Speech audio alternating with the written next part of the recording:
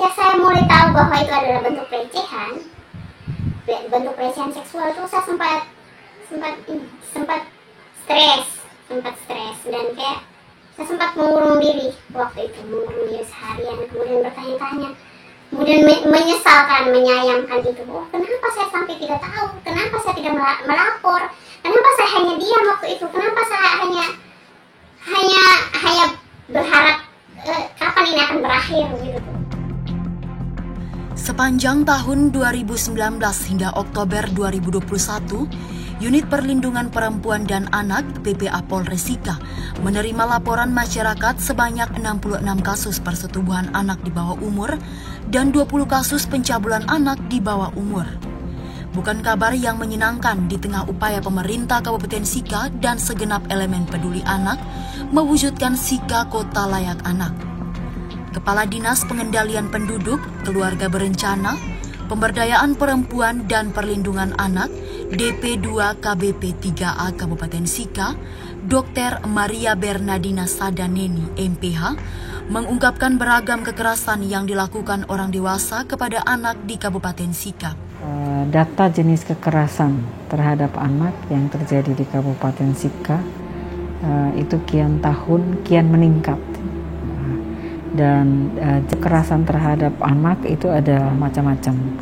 Ada kekerasan fisik, ada kekerasan psikis, kekerasan seksual, kekerasan ekonomi, ada juga trafficking. Ya, Dinas punya data untuk beberapa tahun. Ya. Dan untuk kekerasan seksual di tahun kemarin itu data yang terlapor itu ada 21 anak. Ya. Tetapi data yang tidak terlapor itu pasti banyak ya, kekerasan seksual yang terjadi pada anak di Kabupaten Sika. Kekerasan terhadap anak, terutama kekerasan seksual, memberikan dampak yang sangat berbahaya karena dapat berpengaruh pada psikologis, fisik, dan sosialnya. Mirisnya 90% pelaku pelecehan seksual pada anak adalah orang terdekat yang seharusnya memperhatikan dan melindungi korban. Hal ini diakui oleh Maria, bukan nama sebenarnya, seorang anak yang mengalami kekerasan seksual oleh ayah kandungnya. Kejadian pertama ya kan pernah dari tua saya botir ya kan ini begitu sengaja kalau aku tapi polisi kan sama gua tuh ya kan sama gua terus ya di mungkin tapi ya aku nggak tahu ini mereka di begitu apa keluarga apa tuh sama saya itu katanya percaya. Tak hanya Maria, Dian, bukan nama sebenarnya, merupakan korban lainnya yang juga mengalami kekerasan seksual oleh keluarga dekatnya. Di umurnya yang telah duduk di bangku kuliah, ia baru tahu dan menyadari bahwa ia pernah mengalami kekerasan seksual semasa anak-anak. Saya adalah korban pelecehan seksual. Itu tuh ketika berumur sekian tahun baru akhirnya saya tahu bahwa belasan tahun lalu saya adalah korban. Sangat disayangkan juga karena kita tidak tahu. Saat itu kan saya tidak tahu apa-apa. Saat itu kan saya sangat gimana ya, antara bodoh atau tidak tahu, antara polos. Jadi kejadian itu memang berulang kali terjadi dan saya tetap bingung dan tidak tahu harus kemana. Maksudnya tidak tahu harus kemana, akan bertanya kepada siapa dan saya tidak mencari tahu lebih soal itu. Saya tidak meminta bantuan atau saya tidak melapor, saya tidak pernah menceritakan itu kepada siapapun. Kalau perasaan saya setelah bertahun-tahun tahu kalau ini adalah bentuk seksual, aktivitas adalah bentuk pelecehan itu ketika saya sudah mulai kuliah dan sering stalking, mulai bersinggungan soal isu-isu feminis, soal isu-isu perempuan, soal pengetahuan seksual pada anak-anak, isu-isu seputar itu tuh saya sudah mulai kenal itu dan kemudian pada suatu hari saya mulai stalking satu Facebook namanya Lowe Winning, salah satu gerakan feminis di NTT. Saya ikuti Facebook itu, kemudian dia kasih tahu kalau Padahal ini mengintervensi tubuh tuh, meraba-raba tubuh itu adalah bentuk pelecehan. Dan ketika saya mulai tahu bahwa itu adalah bentuk pelecehan seksual, itu saya sempat stres dan kayak saya sempat mengurung diri waktu itu, seharian, kemudian bertanya-tanya, kemudian menyayangkan itu. Oh, kenapa saya sampai tidak tahu? Kenapa saya tidak melapor? Kenapa saya hanya diam waktu itu? Kenapa saya hanya berharap kapan ini akan berakhir gitu tuh? Kenapa saya tidak melapor? Maria dan Dian hanya contoh kecil dari banyaknya kasus kekerasan seksual pada anak yang menimbulkan luka. Tak hanya luka fisik, namun juga luka psikis akan terekam oleh anak dalam waktu yang sangat lama. Perkembangan fisik dan mental anak juga akan ikut terluka.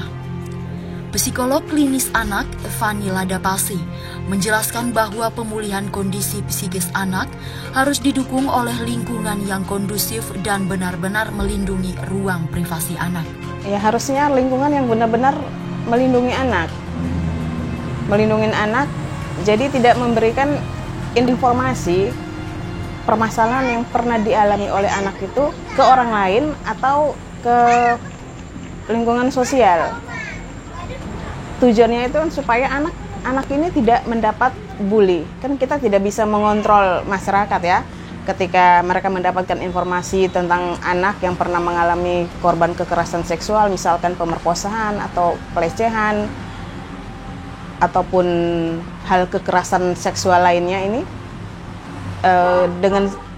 dengan terlalu banyak orang yang mengetahui permasalahan anak ini juga tidak bagus bagi anak, karena akan menimbulkan luka psikologis bagi anak yang mungkin sebelumnya ini anak sudah bisa kembali aktivitas seperti biasa, tetapi ketika dia diingatkan kembali dengan peristiwa ini tentu akan membuka luka, ya, membuka luka bagi anak itu sendiri.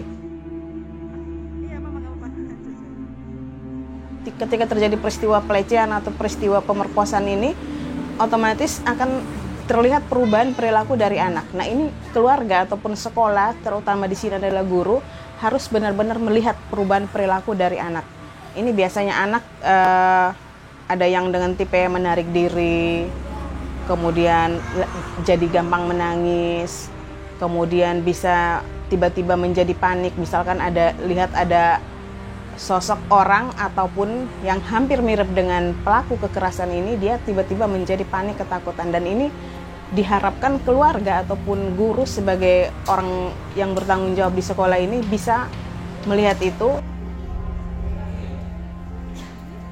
Semua anak yang datang ke sini mengadu biasanya akan terjadi proses hukum. Jadi mereka akan didampingi di sini, anak-anak akan diminta untuk tinggal di sini, mereka dikuatkan dulu.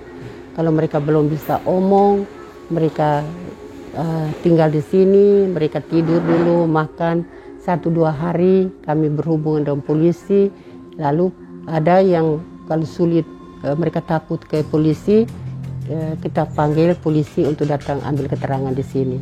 Kalau mereka mau, kita bawa mereka dan didampingi oleh staf di sini. Jadi kita di sini ada pendamping khusus untuk psikologi dan ada pendamping untuk hukum. Ada 2 yang bagian hukum, ada 2 yang untuk perkembangan psikologi, penguatan, dan lain-lain. Hak hidup, tumbuh kembang, perlindungan, partisipasi. Untuk memenuhi pemenuhan terhadap hak-hak anak, terutama korban kekerasan ya, dalam hal ini kekerasan seksual ya, pemerintah Kabupaten Sika sudah punya beberapa regulasi ya. Salah satu regulasi itu menetapkan kebijakan berupa peraturan Bupati Sika itu nomor 28 tahun 2015 tentang Kabupaten Layak Anak ya. Sehingga dalam upaya pemenuhan hak-hak anak itu ada strategi pengarus utamaan hak-hak anak ya, bagaimana strategi perlindungan ya. Apa yang terjadi pada Maria, Dian, dan juga korban-korban lainnya, serta fakta meningkatnya grafik kekerasan seksual pada anak, sudah sepantasnya membuat kita lebih sadar dan serius membekali anak-anak, memberikan perlindungan pada anak mulai dari lingkungan terdekat mereka, keluarga. Sebaiknya keluarga memberikan pendidikan seksual sejak dini. Jadi mulai mengajarkan kepada anak dari hal-hal sederhana, misalkan bagian-bagian tertentu dari anak ini mana yang tidak boleh dipegang oleh orang lain, yang boleh hanya anak itu sendiri atau sama mamanya, dan mana yang boleh disentuh oleh orang lain. Jadi usahakan sejak dini itu mulai mengajarkan edukasi seksual atau pendidikan tentang seksual ini dimulai dari dalam rumah. Kemudian saya merekomendasikan juga kepada pemerintah mungkin ke depannya ini bisa memasukkan materi untuk pendidikan seksual ini mulai dari PAUD, ya, dengan metode-metode PAUD kan begitu banyak, mungkin bisa dengan nyanyian atau dengan hal-hal sederhana, misalkan ini boleh, ini tidak boleh. Kemudian mulai mengajarkan anak dari hal-hal sederhana, dari toilet training yang ini ketika ke belakang ini siapa yang boleh menemani, itu sebenarnya sepele tetapi akan sangat berarti bagi anak. Kemudian mengajarkan anak untuk berani mengatakan tidak ketika ada sesuatu yang membuat dia tidak nyaman, ya. Jadi misalkan ada orang lain yang ingin menyentuh bagian tubuh mana yang sudah disampaikan oleh orang tua, baik oleh orang guru, ini tidak boleh disentuh, tetapi ingin disentuh oleh orang lain, anak ini harus berani mengatakan tidak, ataupun dia harus berteriak atau menyampaikan ketidaknyamanan ini kepada guru atau kepada orang tua. Jadi ini yang harus benar-benar diajarkan oleh orang tua ataupun guru kepada anak untuk berani mengatakan itu. Kemudian mengajarkan juga kepada anak untuk mulai menceritakan. Jadi biasakan untuk menceritakan setiap pengalaman yang terjadi di luar rumah. Ketika di sekolah buat apa, kemudian menceritakan apa hal-hal yang menyenangkan atau adakah hal yang tidak menyenangkan buat anak ini juga penting, ya. Masih banyak pelaku kekerasan seksual yang melenggang bebas karena korban tak mampu bersuara dan masyarakat enggan angkat bicara.